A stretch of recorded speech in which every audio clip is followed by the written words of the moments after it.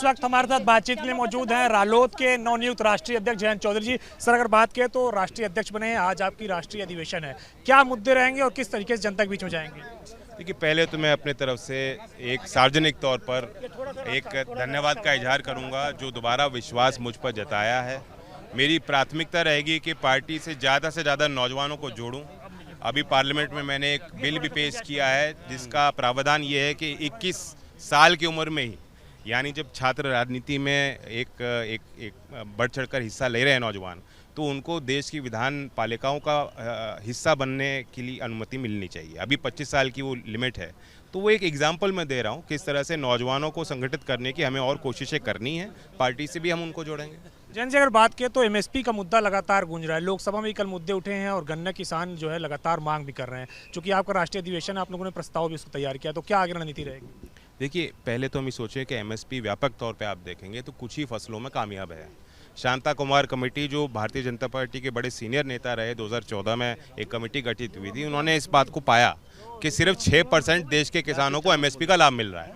तो ये सारी जानकारियाँ सरकार को हैं।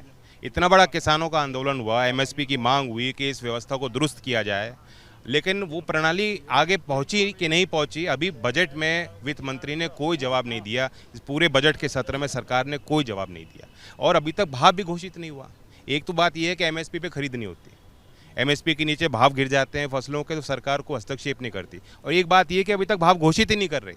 गन्ने का भाव अब तक घोषित ही नहीं हुआ, आलू का अभी तक भाव जो है प्रदेश की सरकार उत्तर प्रदेश में घोषित नहीं कर रही है। चूंकि आपने समन्वय की बात की है समाजवादी पार्टी के साथ, कितनी सीटों में आपकी लड़ने की तैयारी 2024 के लिए, और बूथ स्तर में आपने मजबूत करने के लिए क्या कार्यकर्ताओं से, तो किस तरीके से बूथ मजबूत करेंगे? सारी सीटें जब होती हैं गठबंधन में तो सारी सीट साझे तौर पर लड़ी जाती हैं, सबको पुरजोर कोशिश करनी पड़ती है।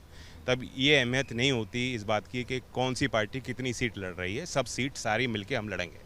गृह मंत्री अमित शाह ने कहा है विपक्षी पार्टियों से हमारा मुकाबला नहीं है क्योंकि जनता का विश्वास हमारे साथ है। वो तो जनता से ही मुकाबला कर रहे हैं। 13 महीने उन्होंने किसानों से मुकाबला किया, लगता है कि अब पार्टियों से मुकाबला न करके सीधा जनता से हाथों हाथ लेंगे वो।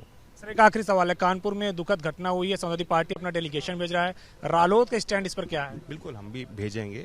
हम वहाँ यही कोशिश करेंगे कि पीड़ित परिवारों को जल्द से जल्द न्याय मिले और जिसका फेलियर है, जिनकी कमियों के कारण ये हादसे हो रहे हैं बार बार, उनकी जवाबदेही बने। सरकार कह रही है कि हमने वहाँ पे तमाम कार्रवाई कर दी, अधिकारियों को सस्पेंड कर दिया है। अधिकारी सस्पेंड नहीं होते, वो एक हफ्ते में बहाल हो जाते हैं, लोगों को जानकारी भी नहीं मिलती है, दूसरे अच्छे जनपद में फिर मलाई खींचना शुरू कर देते हैं। दंड किसी को मिलता नहीं है।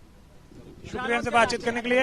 ये हैं रालोद के राष्ट्रीय अध्यक्ष जयंत चौधरी, जिनका कहना है कि जिस तरीके से आज राष्ट्रीय अधिवेशन हो रहा है उसमें तमाम सारे विषयों पर उन्होंने बातचीत रखी है। उसके साथ साथ ये भी कहा कि जिस तरीके से कानपुर की घटना हुई है, समाजवादी पार्टी के साथ साथ रालोद भी अपना गठबंधन का जो दल है उसके साथ साथ अगर बात की समाजवादी पार्टी के बाद रालोद भी अपनी ओर से प्रतिनिधिमंडल भेजने की कोशिश करेगा।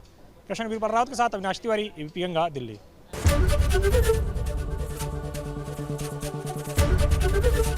एबीपी गंगा, खबर आपकी, जुबान आपकी।